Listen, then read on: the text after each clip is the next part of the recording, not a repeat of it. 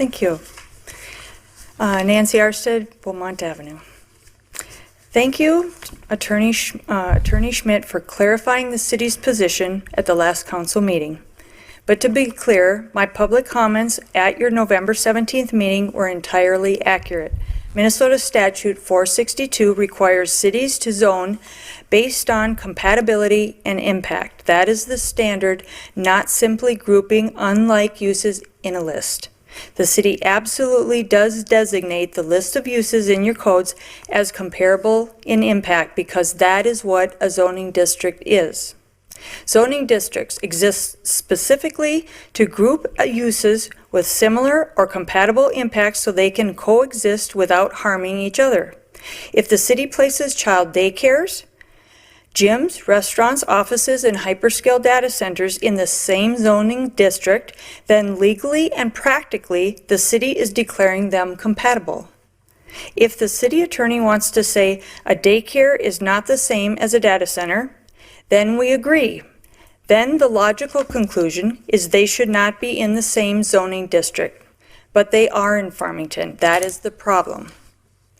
A quote, list of things that could go there, unquote, is the definition of permitted use, and they all get automatic approval. When something is a permitted use, it is pre-approved with no additional zoning analysis or scrutiny. A hyperscale data center being placed on that list means no public hearing required for zoning, no conditional use scrutiny, no impact comparison to neighboring uses, and automatic approval. When something as large, loud, and infrastructure intensive as a hyperscale data center gets the same automatic green light as Anna's Bananas or Anytime Fitness, that is a zoning failure. Minnesota law expects zoning lists to be based on similar impacts. Zoning districts must group compatible uses, separate incompatible or high impact uses, prevent land use conflicts, and protect public health, safety, and welfare. If a use has 708 megawatts of power demand, millions of gallons of water consumption, hundreds of semi-sized generators, 80-foot buildings, round-the-clock noise, vibrations, emissions, and industrial lighting, putting it into a light industrial zone designed for daycares and retail is not compatible. It is misclassification. The city attorney's explanation actually confirms the core issue. She said when the code was adopted and a data center was added, it was simply the choice of the council at that time, and that was an appropriate choice. That is precisely the problem. It was a policy choice that reflected a 2014 era data center, not the post-2020 hyperscale, AI-driven mega projects that now exist. It may have been an appropriate choice at the time, not sure, but it's not now. And the city has done nothing to update it, even as hyperscale development continues to explode. Track took full advantage of that outdated code, and then you took advantage of your residents. My statement was not an exaggeration. It came right from your zoning code. Under the city's own ordinance, a brew pub must undergo higher zoning scrutiny than a hyperscale data center. So does a convenience store with gas, a theater, and a dental lab. And they get a public hearing for zoning. But a 350-acre hyperscale data center does not. That is not an overstatement. That is your ordinance. The city attorney's logic proves that the code needs to be fixed immediately. If she is declaring openly that these uses are not comparable, yet they are legally treated as if they are comparable, and the council intentionally put them together, then there is only one responsible conclusion. The zoning code is outdated and urgently needs revision. That was the point of my speech, and the city attorney's comments actually reinforce it, not contradict it. Again, the AR PUD and plats you approve do not substitute for proper zoning. Zoning controls where it is, not how it's designed. I am formally asking Tony and your planning commission to revisit hyperscale data centers in your coding. When can it happen, and how can it be put on an agenda? Finally, going to the Castle Rock Township's meeting minutes from November 2023, your city administrator, Lynn Gorski, presented to the Castle Rock Board, wanting to put a data center on the 315-acre empty property. I'm sure you remember. The minutes read in Lynn's presentation, the proposed data center would be done in multiple phases over 10 to 15 years. Zoning for data centers is usually industrial. The stated land should increase in value if changed to industrial zoning. Those are your words. You can look them up. Please change your outdated zoning codes. Thank you.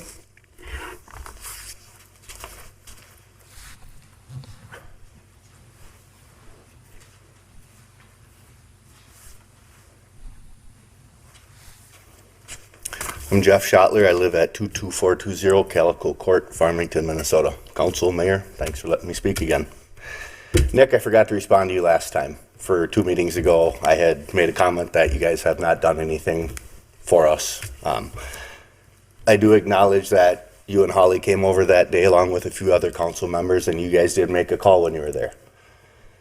I made a lot of them calls too and a lot of emails. I had Kristen and Dean at my house a few times, so that's a sign of what happens when you work together. Something can change.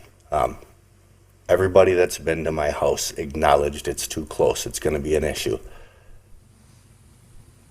They're obviously not going to respond when I ask them for anything. When you guys do, they respond. Work together with your residents and with your neighbors in Castle Rock. I got to believe, had you guys actually sat down at some of the meetings and said, what will it take? We're going to bulldog through this if you don't work with us. What will it take? What are some distances? Can we give you a guarantee on those wells for the people there? Things would have been different.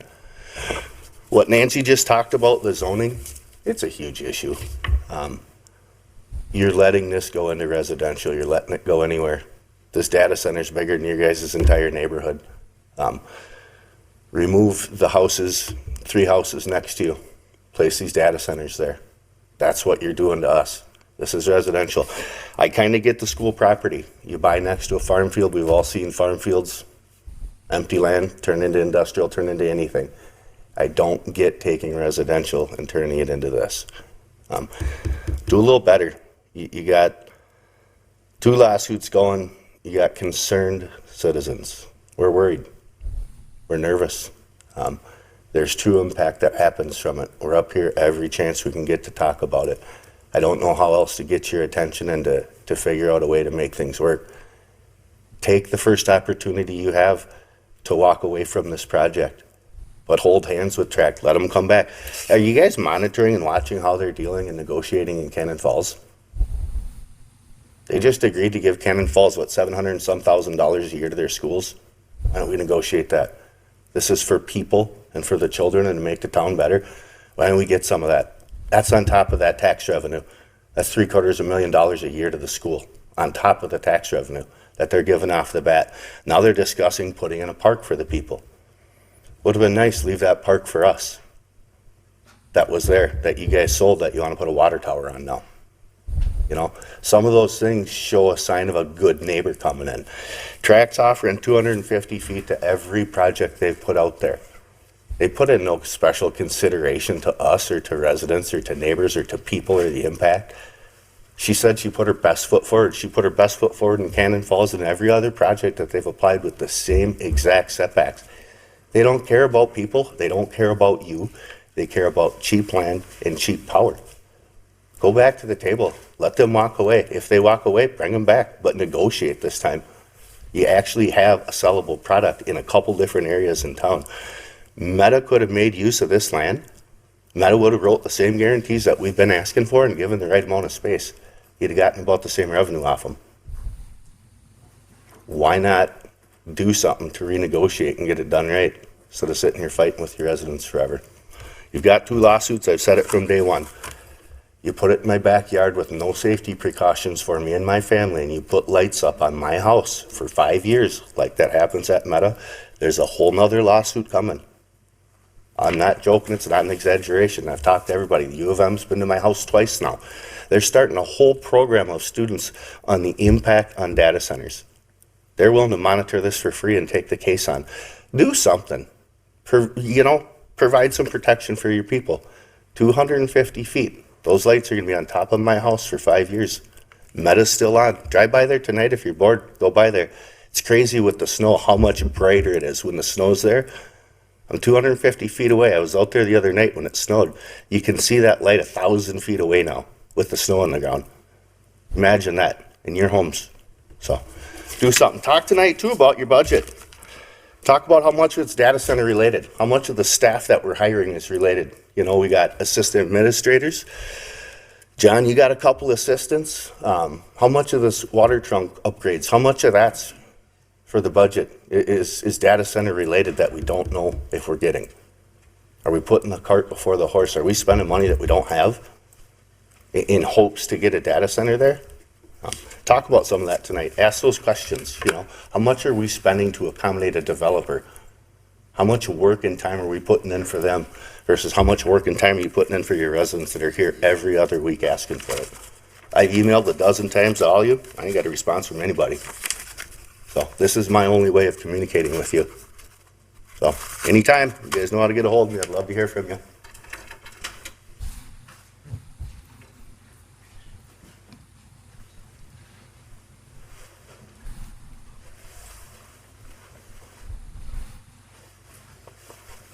Good evening, Mayor and Council, City staff. My name is Nate Ryan. I live here in Farmington. Last time I spoke, at the end, I asked, for you guys to not blight on us, and the city attorney came back and said, well, it wasn't the proper use of the term blight.